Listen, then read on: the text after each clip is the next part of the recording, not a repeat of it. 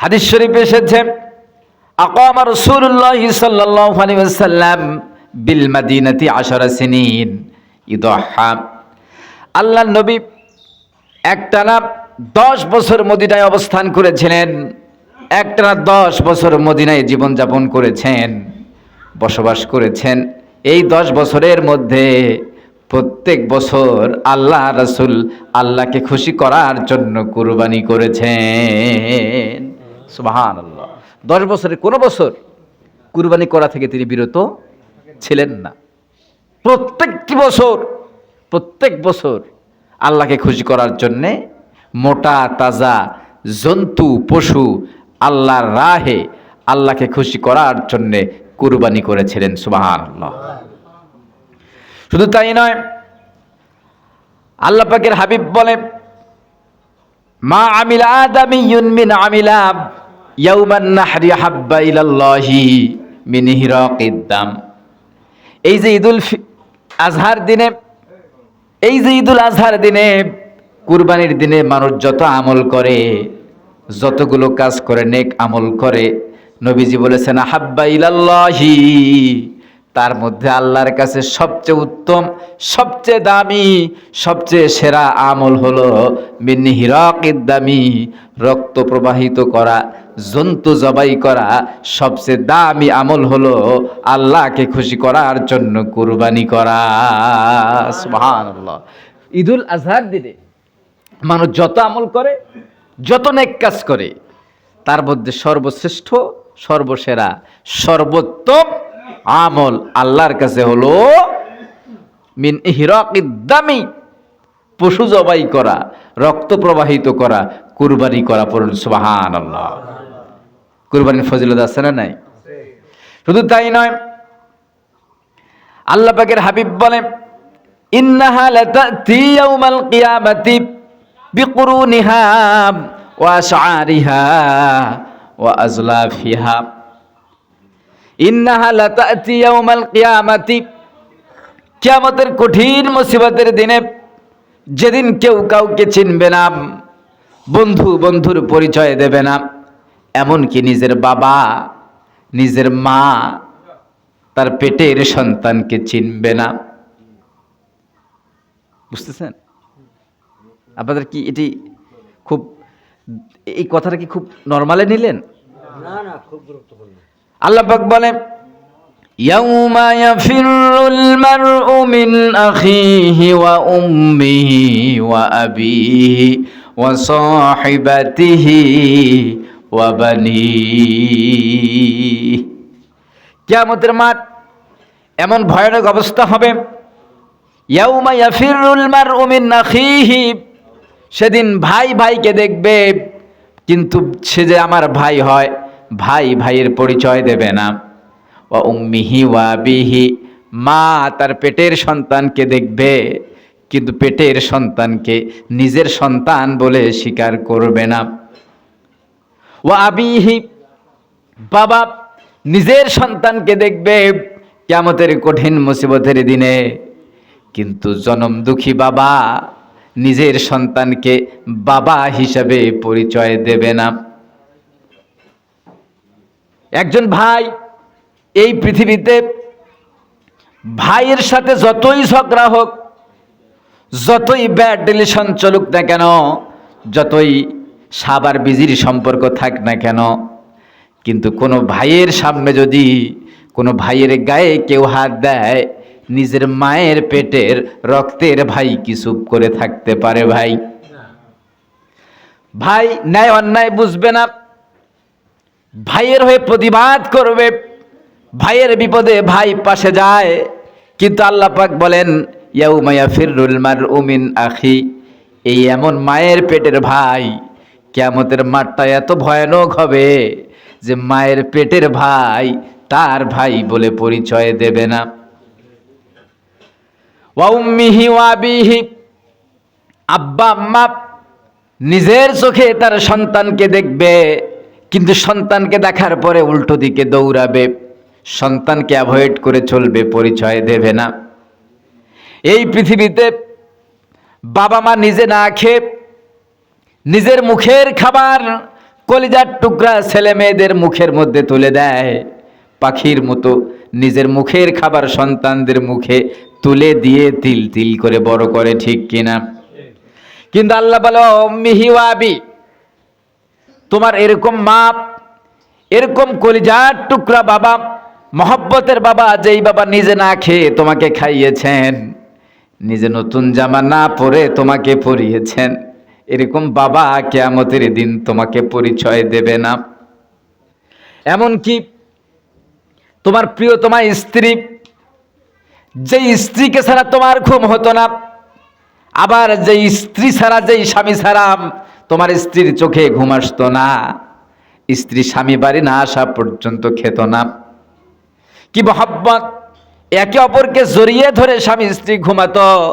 কিন্তু আল্লাহ পাক বলেন কিয়ামতের কঠিন মুসিবতের দিনে স্বামী তার স্ত্রীকে চিনবে না, স্ত্রী তার স্বামীকে পরিচয় দেবে না, একে অপরের সঙ্গে দেখা হবে, পরিচয় না দিয়ে দুইজন দুই দিকে দৌড়াতে থাকবে। এই অবস্থা কেন হবে? নেকি কি হবে? সওয়াব। আমার স্ত্রী যদি আমার কাছে একটা নেকি চেয়ে বসে, ইয়া নাফসি, ইয়া নাফসি, আজকে তো আমারই অবস্থা শেষ, আমার সাথে আল্লাহ কি ব্যবহার করবে আই ডোন্ট নো, আমি জানি না, আই হ্যাভ নো আইডিয়া, আমার কোনো ধারণা নাই। বাবা নেকি সন্তান চাইতে পারে, এই ভয়ে সন্তানকে নিজের বাবা হিসেবে পরিচয় দেবে না, আবার সন্তান ছেলে হিসেবে বাবার পরিচয় দেবে না। সেদিন মানুষ এক একজন হয়ে যাবে স্বার্থপর, সবাই ইয়া নাফসি, নিজেকে নিয়ে ব্যতিব্যস্ত থাকবে। পড়ুন আল্লাহু আকবার। কিন্তু আল্লাহ পাকের হাবিব বলেন এরকম কঠিন মুসিবতের দিনে ইন্নাহা লাতাতি ইয়াউমাল কিয়ামাতি বিকুরুনিহা ওয়া আশআরিহা ওয়া আজলাফিহা, এরকম কঠিন মুসিবতের দিনে যারা কুরবানি করে সামর্থ্যবান মানুষ, এই কুরবানির পশুগুলো নিজের পশম, নিজের খুর এবং রক্ত সহ, নিজের শিং সহ কিয়ামতের কঠিন মুসিবতের দিনে আল্লাহর সামনে দাঁড়িয়ে যাবে। সুবহানাল্লাহ পড়েন। আল্লাহর সামনে দাঁড়িয়ে যাবে, গিয়ে বলবে ইয়া রাব্বাল আলামিন, আল্লাহ সুবহানাহু ওয়া তাআলা, এই যে আমি কুরবানির পশু, তোমার বান্দা নিজের পকেটের টাকা খরচ করে, নিজের মাথার ঘাম পায়ে ফেলা টাকা খরচ করে আমাকে বাজারে গিয়ে, হাটে গিয়ে ক্রয় করেছে, এরপর আমাকে খাইয়েছে, যত্ন করেছে, এবং কুরবানির দিন ঈদুল আজহার 2 রাকাত ওয়াজিব নামাজ শেষ করে বাড়িতে এসে তোমাকে খুশি করার জন্যে ইহরাকিদ দামি, রক্ত প্রবাহিত করেছে, আমার গলায় ছুরি চালিয়েছে, জবাই করেছে। পড়ুন সুবহানাল্লাহ। সুতরাং আল্লাহ আজকে তুমি নেকিগুলো কুরবানি দাতাকে দিয়ে দাও। যেই কিয়ামতের মাঠে বাবা মা ভাই বোন আত্মীয় স্বজন বন্ধু বান্ধব সবাই আমাদেরকে দেখে ছেড়ে অন্যদিকে দৌড়াতে থাকবে, চলে যাবে, সেদিন কুরবানির পশুগুলো আমাদের সামনে এসে দাঁড়িয়ে যাবে। সুবহানাল্লাহ। কিয়ামতের কঠিন মুসিবতের দিনে একটা নেকি পাওয়া মানে যে কত সৌভাগ্যের ব্যাপার, কত বিশাল ব্যাপার, কত ভাগ্যের ব্যাপার, এটি কিয়ামতের মাঠে না যাওয়া পর্যন্ত বোঝা যাবে না। সম্মানিত দিনী ভাইয়ের আমার, এর ফাঁকে এই কথাটাও বলে নেই, এই যে দান সদকা কুরবানি, এটি হলো একটি অর্থনৈতিক ইবাদত। কি ইবাদত? একটা আওয়াজ দেন আমার দিকে। কুরবানি হলো একটি কি ইবাদত? অর্থনৈতিক, ইকোনমিক্যালি ইবাদত। এটি অর্থের সাথে জড়িত।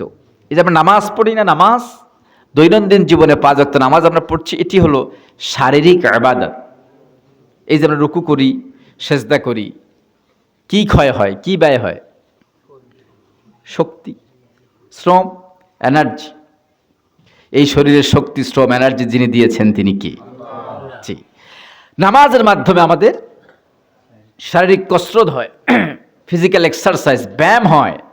একদিকে শরীরের জন্য উপকার, অন্যদিকে কিয়ামতের কঠিন মুসিবতের দিনে নামাজ আমাদের জন্য নাজাতের জারিয়া হয়ে যেতে পারে। সুবহানাল্লাহ। এই কথাটা কেন বললাম? নামাজ হলো একটি শারীরিক ইবাদত, আর কুরবানি হলো একটি অর্থনৈতিক ইবাদত। মানে এই ইবাদতের সঙ্গে টাকা জড়িত আছে। কি জড়িত আছে? টাকা। টাকা জড়িত আছে বলেই, টাকা তো মানুষের কাছে খুব দামি, সবচেয়ে প্রিয়, সবচেয়ে মহব্বতের, সবচেয়ে গুরুত্বপূর্ণ জিনিস, বস্তু হলো মানুষের কাছে কি? টাকা। যদি তাই না হতো, 1 শতক জমির জন্য ভাইয়ের মাথায় লাঠি উঠাতো না, ছেলে বাবাকে মারতো না, জমি না লিখে না দেওয়ার কারণে ছেলে ধরে বাবাকে পিটিয়েছে, এমন কুলাঙ্গার আছে না নাই? আচ্ছা। তো এটি হলো একটা অর্থনৈতিক ব্যাপার। যেহেতু অর্থটা আল্লাহ রাস্তায় খরচ করতে পারা, এটি একটি বিশাল, এটি একটি দামি আমল আল্লাহর কাছে। এজন্য কিয়ামতের কঠিন মুসিবতের দিনে সবাই ফাঁকি দিলেও যে অর্থটা আল্লাহর দরবারে ব্যয় করা হয়, অর্থ ফাঁকি দেয় না, পরকালে যাজা হিসাবে আল্লাহ পাক আমাদেরকে দেয়। সুবহানাল্লাহ পরে। অনুরূপভাবে যদি আজকে আমরা আলোচনার সাবজেক্ট হলো কুরবানি, কুরবানির মাঝে আমি শুধু এতটুকু অ্যাঙ্গেলে বলতে চাই, এই যে আমরা যারা আল্লাহ রব্বুল আলামিনের রাস্তায় দুনিয়ার জীবনে নিজের পকেটের টাকাগুলো খরচ করি, আল্লাহ রাস্তায় দান সদকা করি, গরিব দুঃখীর মাঝে অভাব পূরণ করার জন্য টাকা দেই, ফকির ফকিরানিকে টাকা দেই, এমনকি আল্লাহর জমিনে আল্লাহর আইন কায়েম হোক, আল্লাহর জমিনে আল্লাহর দিন প্রতিষ্ঠিত হোক, এই লক্ষ্যে আমরা যারা ইসলামী আন্দোলনের জন্য টাকা দেই, এমনকি আল্লাহর জমিনে আল্লাহর দিনের প্রচার প্রসারের জন্যে আমরা যারা আল্লাহর ঘর নির্মাণের জন্যে, মসজিদ নির্মাণের জন্যে আমরা যারা পকেটে টাকাগুলো খরচ করেছি, এখন করছি, ভবিষ্যতে করব, প্রত্যেকটি টাকা কিয়ামতের কঠিন মুসিবতের দিনে আল্লাহ পাক আমাদেরকে যাজা হিসাবে আমাদের সামনে আমাদের নেকির খাতায় যোগ করে দেবে। সুবহানাল্লাহ। কোনো মিস হবে না, কোনো মিস নাই, মিস হওয়ার কোনো চান্স নাই। আল্লাহ পাক বলেছেন এর প্রতিদান আমি দিব বহু গুণে, আযআফান কাসীরা, অসংখ্য অগণিত গুণে আমি আল্লাহ পাক বাড়িয়ে দেব। আল্লাহর ওয়াদা, আল্লাহর প্রতিশ্রুতি কখন মিথ্যা হতে পারে? সবাই যারা বললেন না তাদের মনে সন্দেহ আছে, মিথ্যা হতে পারে? পারে না।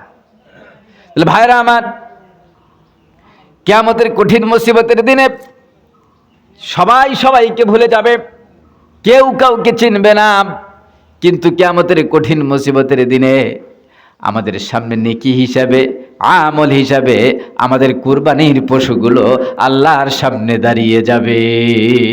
সুবহানাল্লাহ। পরে নামাজ দিয়ে পড়েন সুবহানাল্লাহ। এরপরে আল্লাহ নবী সাহাবীরা জিজ্ঞেস করেছে, ইয়া রাসূলুল্লাহ, ক্বালু ফামা লানা ফিহা ইয়া রাসূলুল্লাহ, এই যে আমরা কুরবানি করব, এই যে আমরা প্রতি বছর ঘুরে ঈদুল আজহার দিনে গরু জবাই দেই, ভেড়া জবাই দেই, উট জবাই দেই, দুম্বা জবাই করি, বকরি জবাই করি, ছাগল জবাই করি, এই যে আমরা কুরবানি করি, কিন্তু ইয়া রাসূলুল্লাহ, ইয়া হাবিবাল্লাহ, ক্বালু ফামা লানা ফিহা ইয়া রাসূলুল্লাহ, এই কুরবানির মধ্যে আমাদের বেনিফিট কি, আমাদের লাভ কি, আমাদের ফায়দা কি? লাভ ছাড়া মানুষ সামনে এক কদমও ফেলতে রাজি না। লাভে যেন কি বহন করে, যে লাভে, নীলফামারীর আঞ্চলিক ভাষায় লাভে লোহা উভায়, বিনা লাভে তুলাও না নেয়। বিনা লাভে তুলাও না নেয়। থ্যাংক ইউ মুরব্বী। এটি মানুষের স্বভাব। মানুষ যেখানে লাভ সেখানে মানুষের কদম আছে, সেটা হালাল পথ হোক আর হারাম পথ হোক, কোনো বাছ বিচার নেই। সাহাবীরা জিজ্ঞেস করলেন, ইয়া রাসূলুল্লাহ, এই কুরবানির মধ্যে আমাদের বেনিফিট কি, ফায়দা কি? আল্লাহ পাকের হাবিব জবাব দিয়েছেন, ক্বালা বিকুল্লা শারাতি হাসানাতিন, এই যে তোমরা কুরবানি করো, আল্লাহকে খুশি করার জন্য পশু জবাই করো, এই পশুর প্রত্যেকটি পশমের বিনিময়ে আল্লাহ পাক তোমাদের আমলনামায় একটি করে নেকি লিখে দিবে। সুবহানাল্লাহ। প্রত্যেকটি পশমের বিনিময়ে একটি করে কি লিখে দিবেন? কথা কয় না, একটি করে নেকি, একটি করে সওয়াব। একটা গরু বা একটা মহিষ, একটি গরুর গায়ে কতগুলো লোম বা পশম থাকতে পারে? বলেন বলেন, একটু সবাই একটু একটু কমেন্ট শুনি। অগন্তি। অসংখ্য, অগণিত, কোটি কোটি, নাকি মিলিয়ন বিলিয়ন ট্রিলিয়ন এরকম হতে পারে? তো পারে না। অনেক বড় ঘন পশমওয়ালা গরু আছে, পশু আছে। সাহাবীরা জিজ্ঞেস করলেন, ইয়া রাসূলুল্লাহ, বুঝলাম কুল্লু শারাতিন হাসানাতিন, প্রত্যেকটি নেকির বিনিময়ে, প্রত্যেকটি লোমের বিনিময়ে, পশমের বিনিময়ে যদি আল্লাহ পাক আমাদের আমলনামায় একটি করে নেকি লিখে দেন, তাহলে ক্বালা ফাসসুফ ইয়া রাসূলুল্লাহ, যেই পশুগুলোর পশম অনেক ঘন, অনেক বেশি বেশি পশমওয়ালা পশু যদি আমরা জবাই করি, এখানে তো অনেক অগণিত পশম আছে, তাহলে কি অগণিত সওয়াব পামু নাকি? আল্লাহ নবী জবাব দিয়েছেন, ক্বালা কুল্লু শারাতিন হাসানাতিন, ও আমার সাহাবীরা, যত বেশি পশমওয়ালা পশু হোক না কেন, প্রত্যেকটি পশমের বিনিময়ে কুরবানি দাতার আমলনামায় আল্লাহ পাক একটি করে নেকি লিখে দিবেন। সুবহানাল্লাহ। যত পশম হোক, আল্লাহর ভান্ডারে কোনো কিছুর অভাব আছে ভাই? আছে, আছে। আল্লাহু গনিয়্যু ওয়া আনতুমুল ফুকারা। তামাম পৃথিবীর, আল্লাহর শানে তামাম পৃথিবী চলে না। আল্লাহু গনিয়্যু, আল্লাহ কত গনি, আল্লাহ কত সম্পদের মালিক, তামাম পৃথিবী চলে না। আপনি জানলে অবাক হবেন, পৃথিবী, এই মহাবিশ্বের যে কোন জায়গায় পৃথিবী আছে এটি খালি চোখে দেখাও যায় না। এত ক্ষুদ্র একটি বিন্দু, একটি কলমের নিপ ফেললে যতটুকু জায়গা দখল করে, অতটুকু জায়গাও মহাবিশ্বের মধ্যে পৃথিবী নামক গ্রহ দখল করতে পারে না। আল্লাহু আকবার বলেন। এই যে আমরা আকাশের দিকে তাকাই না, কি দেখা যায়? তারকা দেখা যায় না, স্টার। বিশেষ করে আকাশ যদি স্বচ্ছ থাকে, পরিষ্কার থাকে, অনেকগুলো মিটিমিটি করে তারকা জ্বলছে। আমরা মনে করি এগুলো তো এতটুকু এতটুকু। এটা আমাদের ধারণা, সাধারণ মানুষের ধারণা। আমিও যখন ছোট ছিলাম, স্টাডি ছিল না এই বিষয়ে, আমি মনে করতাম এত মরিচ বাতি দিছে আল্লাহ, আর বড় বাতি নাই। এটা আমার ধারণা। তা আমি যখন স্টাডি করার হাতে রিসার্চ করলাম, বিজ্ঞানের বই পুস্তক ঘাটাঘাটি করলাম, তখন আমি দেখলাম আমার কাছে এই তারকার যে লাইটের যে ছাটাটা, এই আলোটা যে আসে, এটা আমার কাছে দেখে মনে হয় অনেকটা হ্যারিকেনের মতো। মানে হ্যারিকেন বাতি, এটা যখন আমরা আগের যুগের মানুষ ছোটোবেলায় যখন বাবা মা ইউজ করতো, অনেক দূর থেকে এরকম দেখা যেত, মানে চতুর্দিকে আলোগুলো ছড়িয়ে যেত এবং সুন্দর দেখা যেত, টিম টিম করে জ্বলছে। তা আমি মনে করতে এগুলো কি হ্যারিকেনের বাতি নাকি? তো স্টাডি করার পরে দেখলাম যে না, আমরা যখন আকাশের দিকে তাকাই রাতের বেলা, যে তারকাগুলো দেখি, এরকম তারকা কতগুলো আছে, বিজ্ঞানীরা বলেছে যে সমুদ্রের বেলাভূমিতে দাঁড়িয়ে কেউ যদি কখনো বালু এই বালুকণাগুলো গণনা শুরু করে, গুনতে গুনতে কোনো এক সময় উন্নত মানের যন্ত্র দিয়ে ক্যালকুলেট করলেও করতে পারে, সম্ভব হলেও হতে পারে। কিন্তু আল্লাহ পাক মহাশূন্যে কতগুলো তারকারাজি সেট করেছেন, কেউ যদি টেলিস্কোপের সাহায্যে উন্নত মানের যন্ত্র দিয়ে গণনা শুরু করে, গুনতে গুনতে গুনতে গুনতে গুনতে গুনতে কিয়ামত হবে, তারপর আল্লাহ পাক আকাশে কতগুলো তারকা সেট করেছেন, গুনে গুনে শেষ করা সম্ভব হবে না। সুবহানাল্লাহ পড়েন। তো আমি এই কথাগুলো কেন বললাম? এই তারকারাজিগুলো, এক একটা তারকা, যেমন আমরা সূর্যটা দেখতে পাচ্ছি না, সূর্যটা জ্বলছে না, এই সূর্য হচ্ছে একটা তারকা, একটি স্টার। এই সূর্যকে বলা হয়, সূর্যের অধীনে যে কয়টা গ্রহ আছে এই সবগুলো সমন্বয়ে এটা বিজ্ঞানের নামকরণ করেছেন। এটি হলো একটি সৌরজগৎ। কি জগৎ? সৌরজগতের 10টি বা 11টি, বিজ্ঞানীরা আরো বেশি ধারণা দিয়েছেন। এই কয়েকটি গ্রহের মধ্যে একটি গ্রহ হলো পৃথিবী, বুঝতেছেন? ওই পৃথিবীতে আমরা আছি, ফুটবলের মতো ঘুরছি। অসংখ্য তারকার মধ্যে একটি তারকা হলো সূর্য, তার অধীনে আছি আমরা।